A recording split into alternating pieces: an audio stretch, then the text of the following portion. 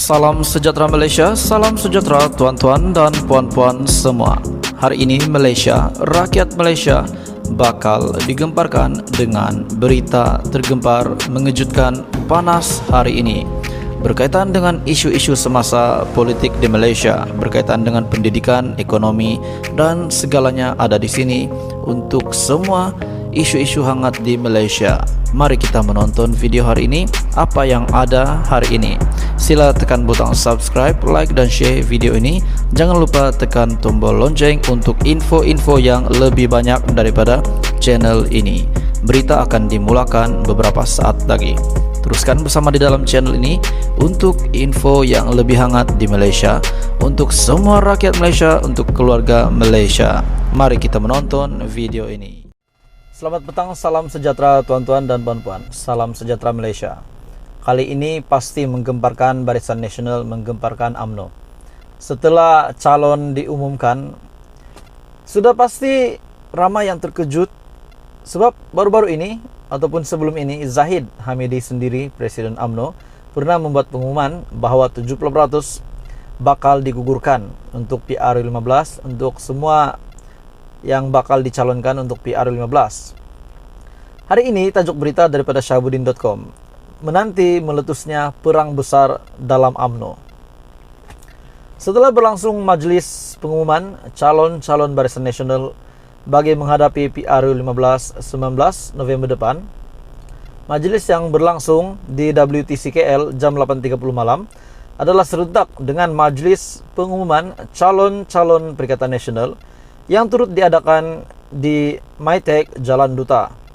Meskipun dua acara bakal berlangsung serentak, tetapi gelora dan ribut nampaknya lebih dulu mengombak di pantai UMNO berikutan ramai calon yang bertaraf menteri dan juga timbalan menteri diberitakan akan digugurkan.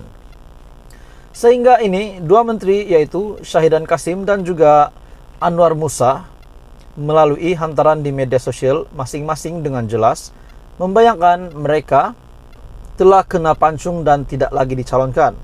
Malah Syahidan yang juga Menteri Wilayah Persekutuan mengumumkan penutupan bilik gerakan Barisan Nasional di Arau dengan serta-merta dan semua bendera diturunkan sebagai tanda yang beliau beliau gambarkan kesedihan yang amat sangat terhadap diri dan penyokongnya.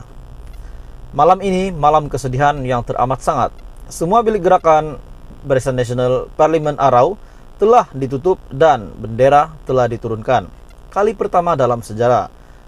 Menurut Syahidan Kasim, Anwar Musa pula mempertikaikan cara pemilihan calon kali ini dengan peranan top 5 UMNO seolah-olah diketepikan dan bakal calon telah dipanggil oleh pimpinan atasan untuk menandatangani dokumen dan aku janji tertentu sejak 2 hari lalu. Gambarannya ialah Menteri Komunikasi dan Multimedia itu tidak dipanggil sama sekali untuk menandatangani dokumen serta aku janji berkenaan. Di media sosial dan berdasarkan cakap-cakap dalam UMNO sendiri, didapati sekurang-kurangnya ada 8 pemimpin lain turut bakal tercicir dalam pengumuman itu. Mereka ialah No Omar daripada Tanjung Karang, Dr. Adam Babah daripada Tenggara, Halimah Sadiq daripada Kota Tinggi, Tajuddin Abdurrahman Pasir Salak, Zahidi Zainul Abidin Padang Besar, Salim Syarif Jempol, Ismail Abdul Muttalib Maran, dan Mastura Muhammad Yazid Kuala Kangsar. Begitupun melihat kenyataan Presiden Zahid Hamidi, Presiden UMNO, yang menyebut BN akan menampilkan 70% muka baru pada PRU15. Ia dengan sendirinya bermakna lebih ramai lagi wakil rakyat sedia ada akan digugurkan. Dan melihat kepada nama-nama yang telah bakal dipancung itu ataupun sudah dipancung itu, ramai yang menjangka perang besar akan berlaku dalam UMNO selepas ini. Kali ini memang pasti Zahid Hamidi akan terkejut. Kata mereka, kalau Syahidan boleh menutup bilik gerakan sebagai tanda protes, takkan Anwar, No, Tajuddin dan yang lain-lain hanya berdiam diri saja bila kena sembelih dengan Presiden UMNO. Menjadi percakapan yang meluas Juga kononnya rombakan besar-besaran dalam pemilihan calon kali ini ialah untuk memastikan Zahid Hamidi sebagai Presiden UMNO dan pengurusi Barisan Nasional mempunyai lebih cengkaman terhadap ahli-ahli parlimen yang menang nanti agar sentiasa akur dan mendengar cakapnya. Ramai yang menafsirkan ia bukan saja agar susunan kabinet selepas ini memihak kepadanya, malah dikatakan tidak mustahil sebagian perancangan untuk mengambil ahli kursi Perdana Menteri. Cuma soalnya, jika banyak protes berlaku dan mereka yang digugurkan itu bertindak melakukan sabotaj, bagaimana Barisan Nasional mahu menang PRU 15 akan datang dan seterusnya membolehkan Zahid Hamidi berjaya dalam perancangannya itu. Jika banyak protes berlaku dan mereka yang digugurkan itu bertindak melakukan sabotaj, ini tidak mustahil. Syahidan Kasim sudah menutup bilik gerakan. Syahidan Kasim sudah menutup bilik gerakan. Kenapa calon yang lain yang digugurkan tidak buat begitu? Kalau mereka pun buat, apa nasib Zahid Hamidi sebagai Presiden UMNO? Mereka juga mungkin boleh membuat ataupun boleh sabotaj kepada UMNO setelah keputusan yang mengejutkan itu diterima mereka. Apa yang berlaku dalam UMNO bermula yaitu selepas calon-calon diumumkan dan mereka yang digugurkan sudah diketahui, adakah adalah sesuatu yang menarik untuk ditunggu serta diperhatikan sehinggalah hari pengundian pada 19 November. Apakah akan berlaku perang besar dalam UMNO? Wujudkah sabotaj besar-besaran? Sebagaimana jika mereka yang digugurkan itu bertanding bebas, mampukah Zahid Hamidi menangani krisis tersebut?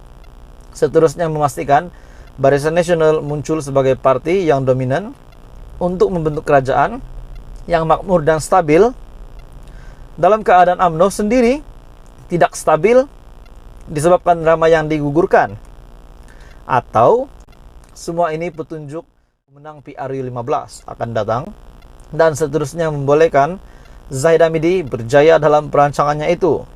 Jika banyak protes berlaku dan mereka yang digugurkan itu bertindak melakukan sabotaj, ini tidak mustahil. Syahidan Kasim sudah menutup bilik gerakan.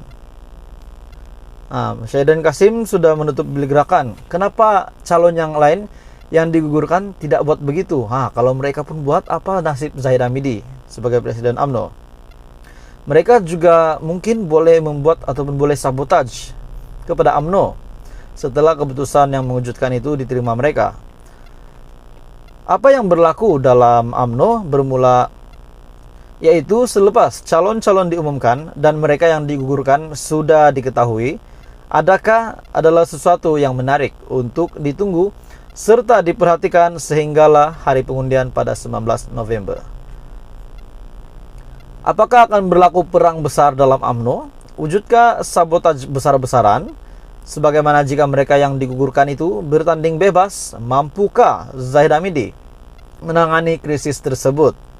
Seterusnya memastikan Barisan Nasional muncul sebagai parti yang dominan untuk membentuk kerajaan yang makmur dan stabil dalam keadaan UMNO sendiri tidak stabil disebabkan ramai yang digugurkan, atau semua ini petunjuk bahwa Barisan Nasional akan kalah sekali lagi. Daripada syahbudin.com. Teruskan bersama di dalam channel ini untuk info yang lebih banyak politik di Malaysia.